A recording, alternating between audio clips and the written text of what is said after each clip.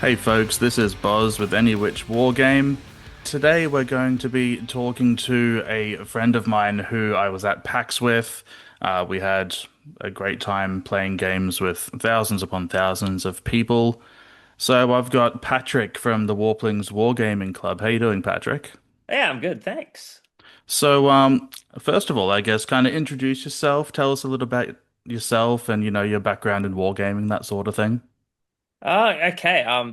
The very, very short version of it is I've probably been dabbling in wargaming since I was 7 years old, so that's probably about half a century ago.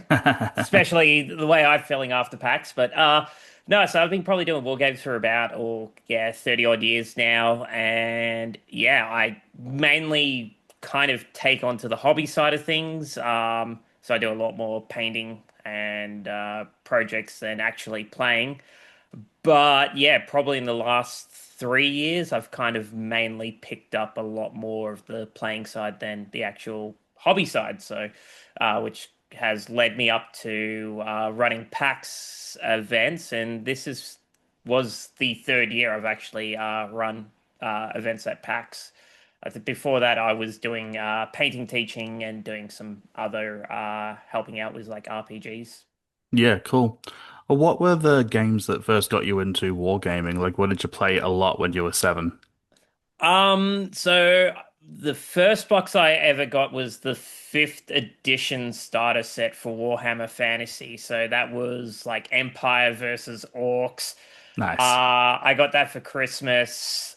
I was building that, and then someone introduced to me was like, "Did you know they had bolters?" And I'm like, "They had bolters?" So then, yeah, I started getting into like the 40K side of things. Like, I think they did the blister pack of like five Marines for like $20 back in the day. Yeah, I So remember I, that. so I used to spend my pocket money on that. And the guys like at the store was like, you could just save your money and get the big box for like 150. I was like, no, I want the five Space Marines now. Yes, but I have to wait a year to be able to afford my $150 box. So, how did you kind of get involved at Warplings, and how long have you been involved with them for? So I moved to the area where the club was, and funny enough, I was looking on Google Maps and they had their club listed on Google Maps, and I was like, wait, there's a wargaming club here? And it's in walking distance from my house. Oh, cool. So yeah, I went along there. Before that, I had like really bad interactions, like going to Games Workshop, so Yep. stores and that. So I was a little bit nervous going into it. And my first interaction was someone having a go at me for building Ultramarines.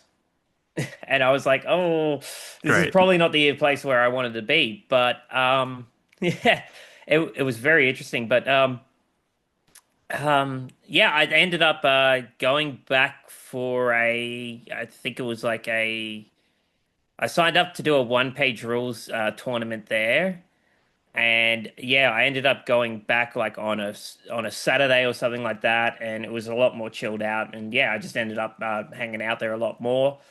And then yeah, one crazy year they decided to put me on the committee, so I'm not sure if that's paid off for them yet. Yeah, I guess time will tell, hey. So, Yeah. how did you start getting involved with PAX?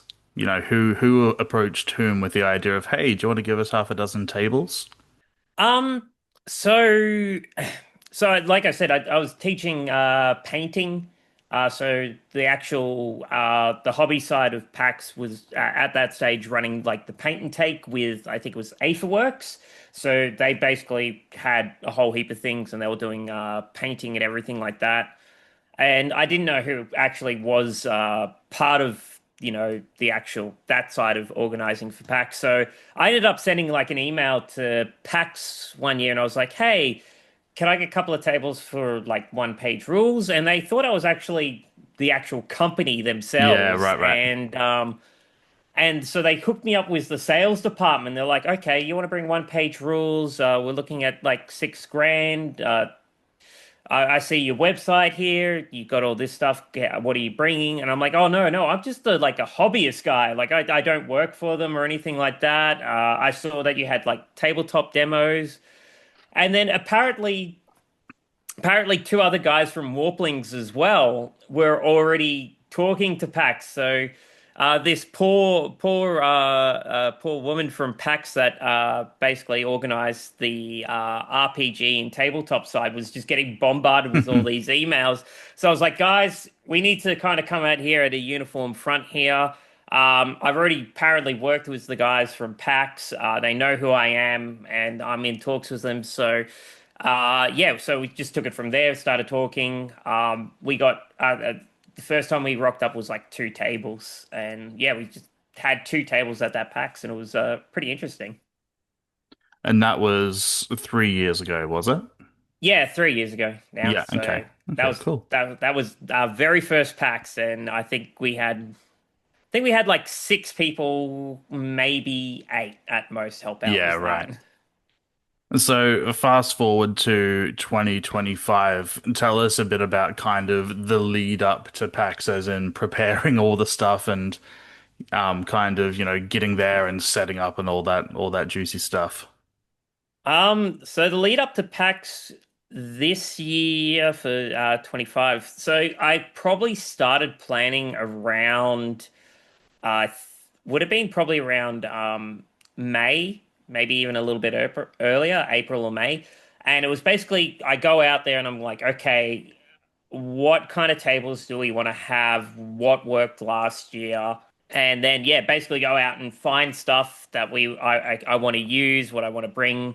Talk to like some of the designers and that, be like, hey, are you comfortable with us printing your stuff, having it at, Australia's biggest gaming convention where 100,000 people are going to come by and see Yep. it? Like, yeah, yeah, because you want to be pretty transparent with what you want to do, and most of them are very happy for you to do it.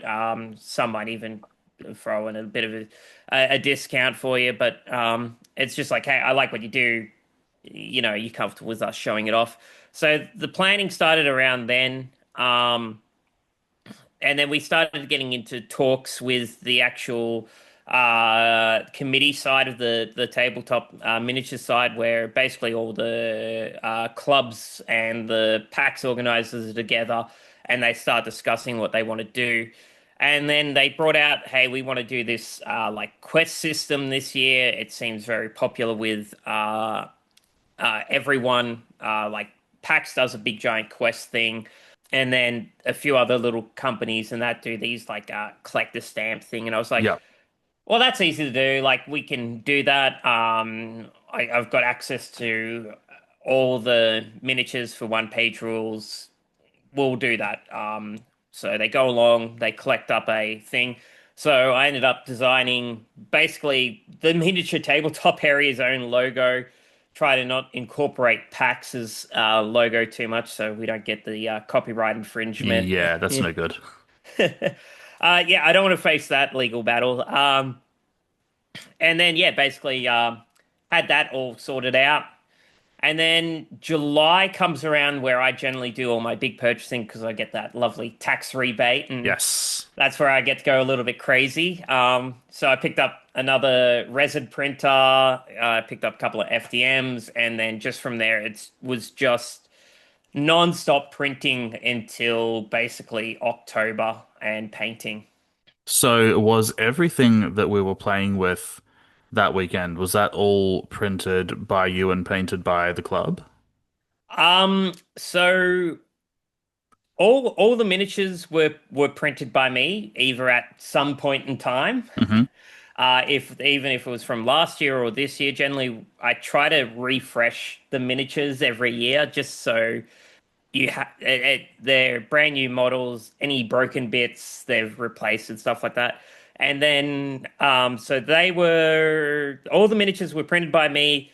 I think about half were painted by me. The other lot, or maybe a third. I can't remember. Probably probably a lot less, but were either painted by Natalie or Kai. Hmm. They painted a lot of the miniatures up, and then Terrain Rise. Probably a third of it was printed up by me and painted up by me, and the rest was probably printed by someone at some point in time, and we've all painted it up at the club to have there for just general table use. Yeah, great. So I got there on Friday. I think I got there kind of three, half three, and everything was already in full swing. And, I was on for, I think, 4 hours that day and 3 hours each for Saturday and Sunday. And it was basically a game, an hour roughly, that I was getting through. I was on the Grimdark Future Firefight table and, had a great time doing it. Tell us a bit about how your long weekend was. How was PAX for you? For me, so I stepped away this year to not run tables. I was basically the host of the whole entire area.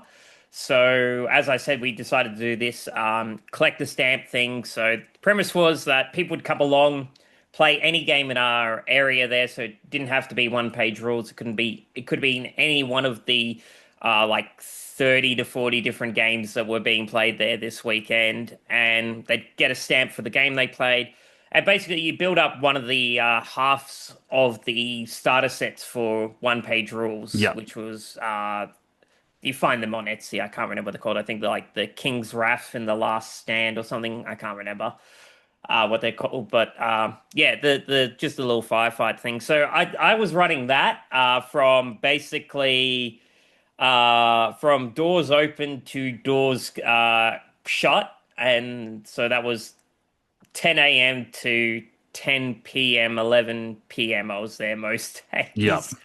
And then getting there about 7:30 each morning to open up and make sure all the tables looked nice and clean. Yeah, that sounds suitably epic. And it came off super, super well.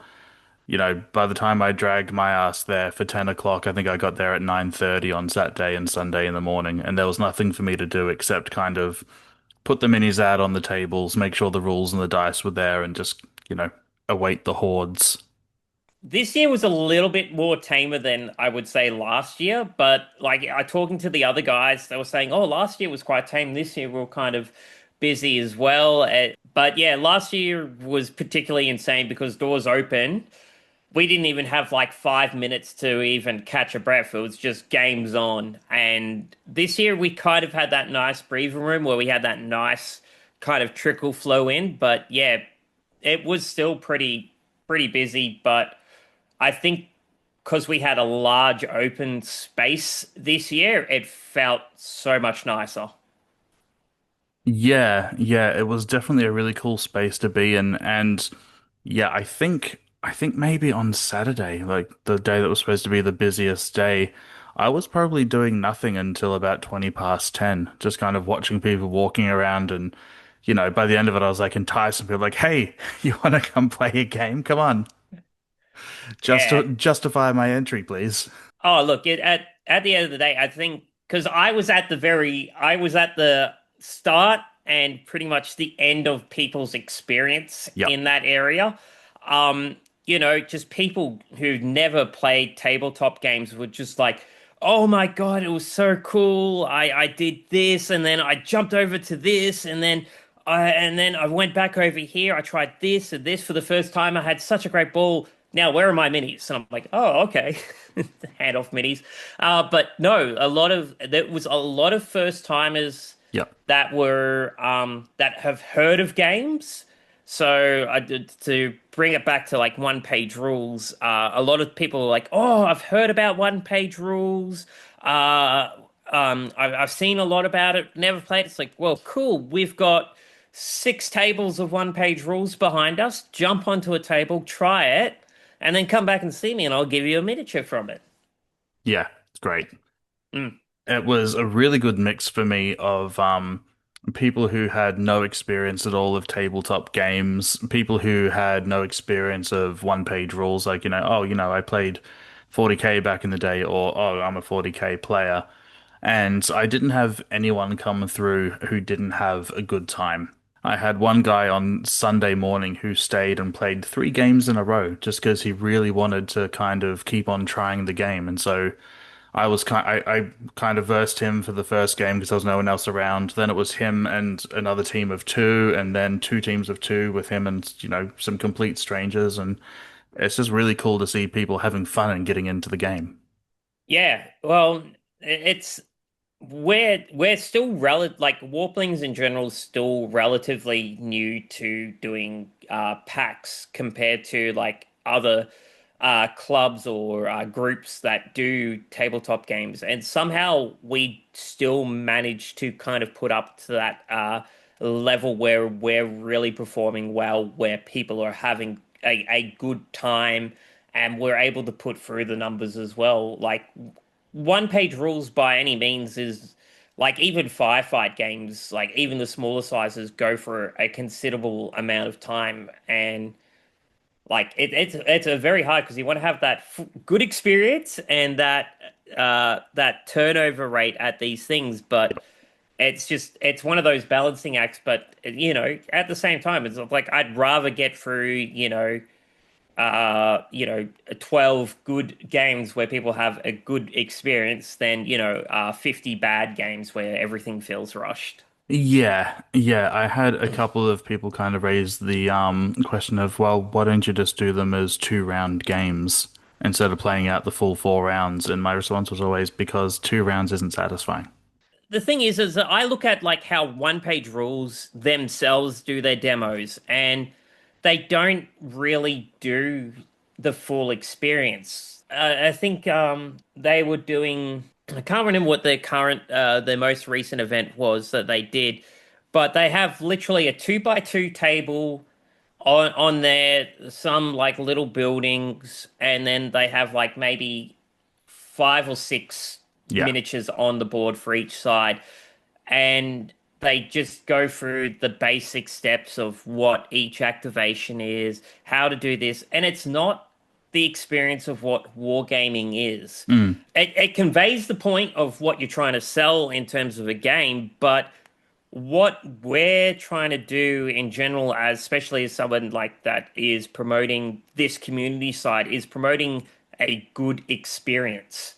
Yeah. And you're not going to get that with, 6 miniatures on a board because that is not what wargaming is. Wargaming is about having, you know, that pride and then, the pride in your miniatures, painting them up, and then just taking the battle in this big giant force and then rolling dice. Yeah, and seeing the story unfold in its entirety as well, I think it's definitely a big thing for me. And talking to people over the weekend, everyone really got into, oh, this battle's going to focus on the bridge. The story is the bridge. One battle was, well, they've all got flying. Can we fly around all the rooftops and everything? And really taking the time to play with it and have fun with it. Mm. And it's something, yeah, there's a lot of truth to what you're saying about it being a very different experience to an actual one-page rules stall at a different event doing their own demos. I was at UK Games Expo last year and in Birmingham, and I was in the first official one-page rules tournament, and we were playing on bare tables with kind of cardboard terrain. Like, this was an official company-backed first ever tournament event, and it was really kind of thrown together by the look of it. Yeah, like my big thing when it comes to wargaming is that you need terrain. You need terrain. Terrain will tell the story on that field, which will provide the experience. Yeah. And it's nice having banners. It's nice having magic draw people in. What draws people in is like, wow, this is the battlefield. I could see guys, jumping up to the very top of this spire and doing, some Ezio jump off and assassinate some guy below him kind Yeah. of thing. It's allowing that kind of imagination side of people to let run wild. So yeah. And then I think the other half of it is as well is that we're not selling anything. Yep. Like that whole area is not a sales pitch. And I actually work that into like my pitch to get people in. It's like, hey, we're just hobbyists. We're crazy nerds. We love playing games. We want to show you what we love playing. We're not here to sell you it. Yeah. And in fact, I was telling people when they were asking, oh, where do I find the game? How much is it? I'm like, the game's free.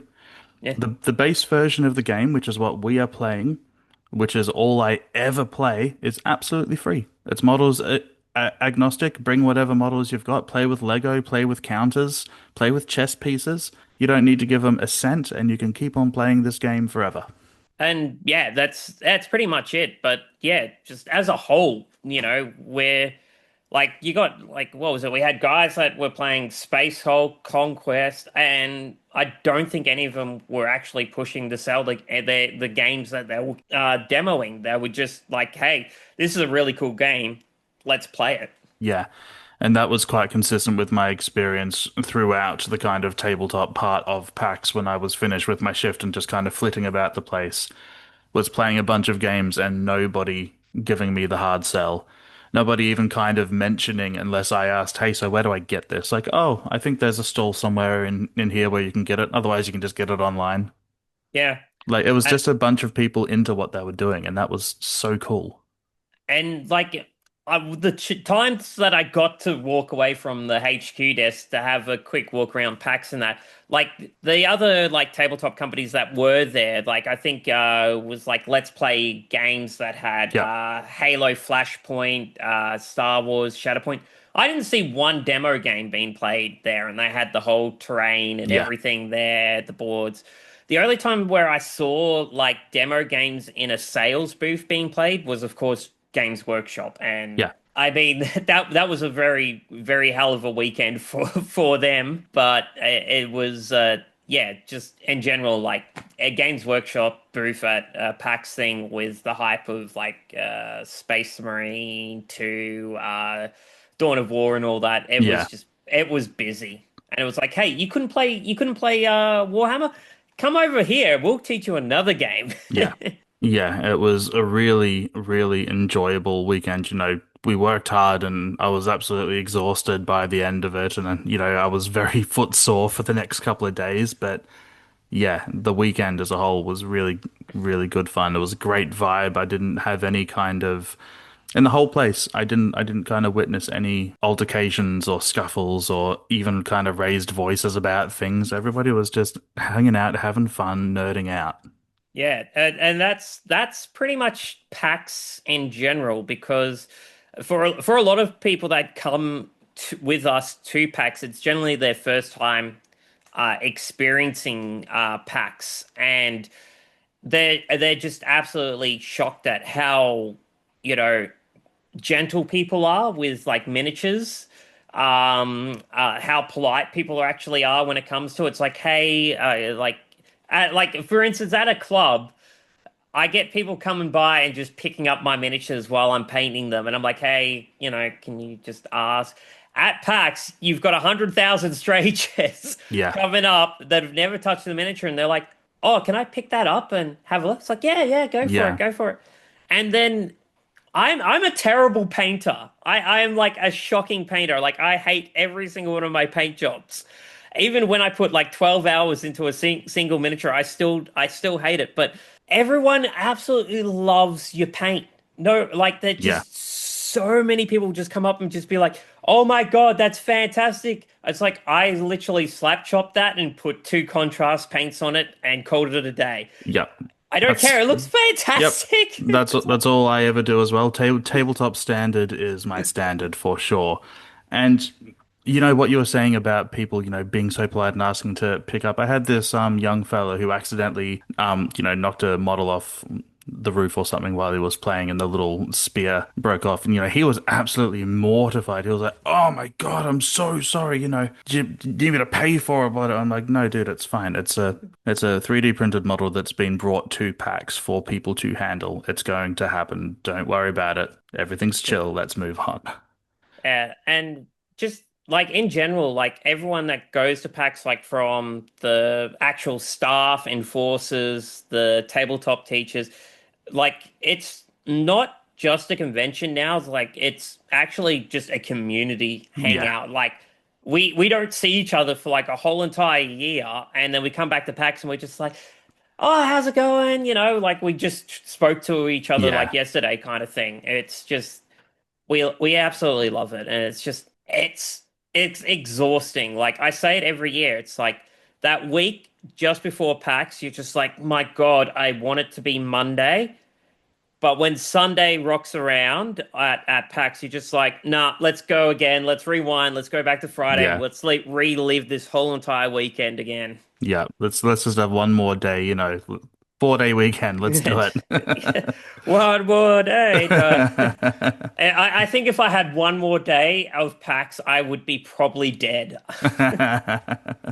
Well, we all went and got some beers and some food afterwards, which was really nice. And it was this lovely kind of picturesque day. And I got up to leave, and pretty much as soon as I got to the tram stop to head back home, the sky just opened up and it started pouring down. And it was like, okay, this is a very nice kind of curtain for the weekend. I think after the week, just the week up to PAX for us, I think that was like the most just perfect ending for the week. So Yeah. like the week leading up to PAX, we were cursed from one event to another event, and it was like it just amazingly how well we just pulled it off because Yeah. of all these mishaps and like from leaving armies on the train, one guy getting attacked by a dog, and then having to get stitches and that. Luckily, a-okay. A car crash, person luckily again a-okay. Yep. Not getting badges, food poisoning, just Trains not running. trains just Yeah. completely broken one day. Yeah, it was just one of those weekends where you just Yeah. like, okay, what else you got? What else can the Almighty just throw at us to Yeah. just make this not happen? And just it, yeah, again, just cause everyone is just so passionate, we just made it work. Like people that would meant to do like 3 hour shifts were doing 5 hour shifts. I'm pretty sure the guys running Trench Crusade, one of them did literally like 10 to 10. Yeah. He was there all day. And they did it again on the Sunday, which was Yeah. like 10 to 8. And I was just like, ugh. It's like And I and understand me doing 12 was hours. grinning pretty much the whole time too. Yeah, just again, like everyone, when you're passionate about something Yeah. and you want to, yeah, and you're enthusiastic, you're just running off other people's excitement. It doesn't matter how long you've been there. It's just fun. Like I wouldn't naturally do 12 hours at my normal job. And I love my normal job, Yeah. but I wouldn't do 12 hours. But yeah, for PAX, 12 hours, hell yeah, I'll do it again. Cool. Just hook up the caffeine and let's go. Hell yeah. So coming back and doing it next year? I probably won't be organizing Warplings.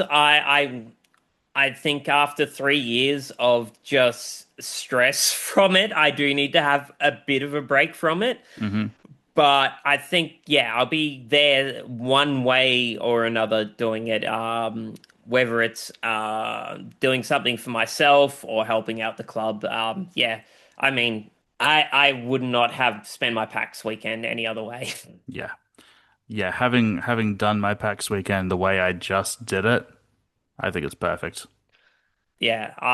Like I think I was talking to two first time PAX attendees that did the whole quest system with us, and I went out for a smoke break and I was chatting to them. They're like, "Oh, you've been to PAX plenty of times." I'm like, "Yeah, I think I've been going to PAX for like 12 odd years, something like that." And they're like, "Oh, do you have any recommendations?" I'm like, "Yeah, volunteer for something. Run RPGs, run a table event, do something like that because if you've got nowhere to be or don't have a clue, you've got somewhere where you can like Yeah. anchor yourself with. And from there you can meet up with other people and be like, "Hey, what are you doing? What are you doing?" If you go by yourself or with a friend and it's your first time, you got no idea. And PAX is such a cultural rich environment Yeah. from PC, tabletops, cosplay, to God knows what else is there because I still haven't explored PAX and I've been going for such a long time. The cosplay was next level, I must say. Like, everyone going to PAX and doing the cosplay thing brung it. Oh yeah, from I mean animes that I haven't seen in like 20 odd years to recent pop cultural things like your Helldivers. Yep, We even had like a special visit from some Trench Crusade people that ended up that was playing a that was play. so awesome. It was such a weird coincidence. It was like Yeah, this was the first time we're like bringing Trench Crusade to PAX. I think someone else was going to do it, but they pulled out. Yet we managed to stick with it, and then someone actually having Trench Crusade and playing it there was yeah, it was just insane. The one thing that I didn't see though that whole weekend, just speaking about cosplay, I didn't see a single Space Marine. no, no. I saw a lot of Kriegsmen and Yep, Cadians. exactly. I saw a couple of guardsmen, but yeah, I saw some power armor from Fallout, Mm, and plenty of kind of hell divers. Yeah, no space marines. no Space Marines. So yeah, if you're going to PAX, there's a market there. Yeah, absolutely. Well, that's probably a good time to wrap up the conversation. Do you have any kind of closing thoughts or anecdotes that you want to share about the weekend? We'll probably be back next year, bigger, badder, and more insane, like we do it every single year. We've upped the game, so we brought the game this year. I don't know what next year will be probably for us, what level of gameness will bring. Well, I'm looking forward to seeing it, and I'm looking forward to being involved again as well. It was really great that you reached out to see if I wanted to help out with the table. So I've definitely got the bug, the PAX Pox. I think everyone in our area got the PAX Pox, but again, you take the bad with the Yeah, exceptional awesomeness. absolutely. Well, thanks very much, Patrick, for coming along and having a chat. Yeah, no worries. And until next time, everybody, let's keep rolling those dice.